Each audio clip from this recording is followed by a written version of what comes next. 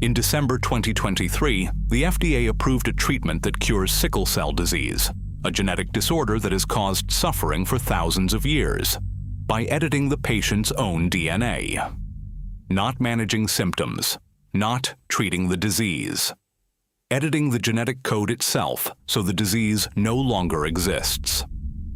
The tool that made this possible is called CRISPR.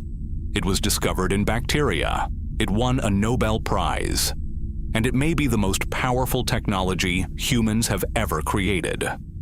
This is the complete story, from ancient microbes to rewriting the code of life. CRISPR wasn't invented in a lab. It was discovered in bacteria, where it had existed for roughly 3 billion years. In 1987, Japanese researcher Yoshizumi Ishino noticed strange repeating sequences in E. coli DNA, identical sequences separated by unique spacer sequences. Scientists named them clustered regularly interspaced short palindromic repeats, CRISPR. For years, nobody knew what they did. Then, in 2005, researchers realized the spacer sequences matched the DNA of viruses that infect bacteria. CRISPR was a bacterial immune system, a molecular memory bank. When a bacterium survived a viral attack, it stored a piece of the virus's DNA in its own genome as a spacer. If the same virus attacked again, the bacterium recognized it and destroyed it. Bacteria had invented adaptive immunity billions of years before humans evolved one. The key protein in the CRISPR system is Cas9, a molecular machine that acts as both a search engine and a pair of scissors. Here's how it works. Cas9 is loaded with a guide RNA containing a 20-letter sequence that matches the target DNA. The Cas9 protein scans along the DNA strand, checking each sequence against its guide. When it finds a match, it locks on and cuts both strands of the DNA double helix at that precise location. The cell's natural repair machinery kicks in.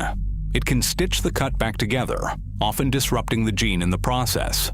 Or, if you provide a template, it can insert new genetic code at the cut site. You can knock out genes, correct mutations, or insert entirely new sequences.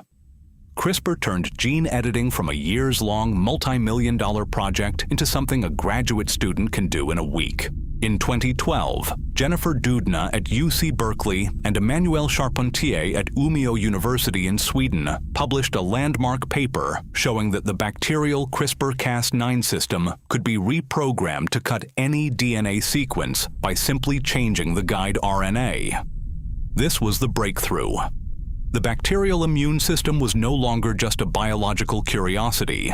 It was a programmable gene editing tool. You could design a guide RNA to target any gene in any organism, load it into Cas9, and cut precisely where you wanted. Within months, labs around the world were using CRISPR to edit genes in human cells, mice, plants, and insects. In 2020, Doudna and Charpentier shared the Nobel Prize in Chemistry, the fastest Nobel ever awarded for a biotechnology discovery. Sickle cell disease is caused by a single letter change in the hemoglobin gene, a T where there should be an A. This one mutation causes red blood cells to collapse into rigid sickle shapes that block blood vessels, causing excruciating pain crises, organ damage, and shortened life expectancy. In December 2023, the FDA approved Casgevy, the first CRISPR-based therapy for sickle cell disease. The treatment extracts the patient's blood stem cells, edits them with CRISPR to remove the brakes on fetal hemoglobin production, a form of hemoglobin that isn't affected by the sickle mutation, and reinfuses the edited cells. Victoria Gray, the first patient treated in a clinical trial in 2019, went from frequent hospitalizations and pain crises to years of being symptom-free.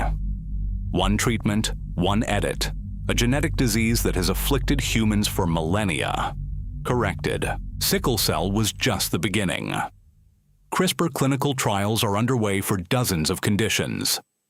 CAR T-cell therapy, where a patient's own immune cells are edited with CRISPR to attack cancer, is showing remarkable results in blood cancers. In 2024, a CRISPR therapy for a form of hereditary blindness entered clinical trials, injecting the editing machinery directly into the eye to repair a defective gene in retinal cells. CRISPR-edited pig organs are being developed for xenotransplantation. Genetically modified pig kidneys have been transplanted into human patients. Gene drives using CRISPR could potentially eliminate malaria by editing the mosquito population to be unable to carry the parasite.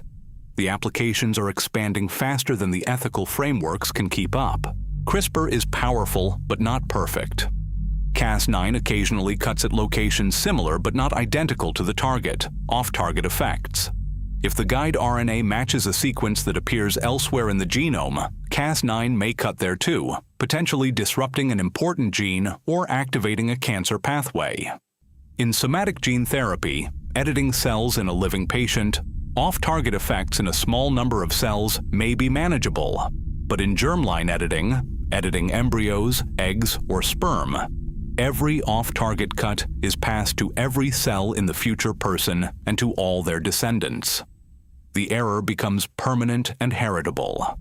This is why off-target effects are the central technical challenge of CRISPR and why newer versions, Cas12, base editors, prime editing, are being developed for higher precision. In November 2018, Chinese biophysicist He Jiankui announced that he had used CRISPR to edit the embryos of twin girls, Lulu and Nana, attempting to make them resistant to HIV by disabling the CCR5 gene. The babies were born. The scientific community was horrified. The edit was unnecessary. Safer methods to prevent HIV transmission exist. The consent process was inadequate. The edit itself was imprecise. One twin received an incomplete edit, and critically, it was germline editing. The changes would be passed to all future generations. He Jiankui was sentenced to 3 years in prison.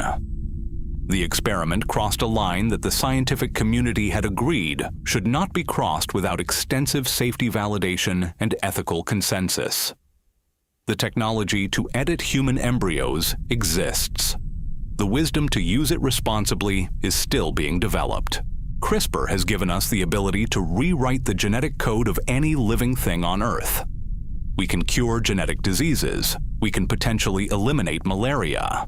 We can create drought-resistant crops that could feed billions. But we can also edit human embryos, enhance traits, and make changes that ripple through generations. The technology is neutral. The choices are ours. The scientific consensus is clear. Somatic editing for disease treatment, yes, with rigorous clinical trials. Germline editing for enhancement, not yet, possibly not ever, until we understand the consequences far better than we do today. 3 billion years ago, a bacterium figured out how to cut DNA and remember its enemies. In 2012, 2 scientists turned that system into a tool that can edit any gene in any organism. In 2023, it cured a disease that has haunted humanity since before we had writing. What happens next depends on us, not on the molecule. Science Untold. See you next time.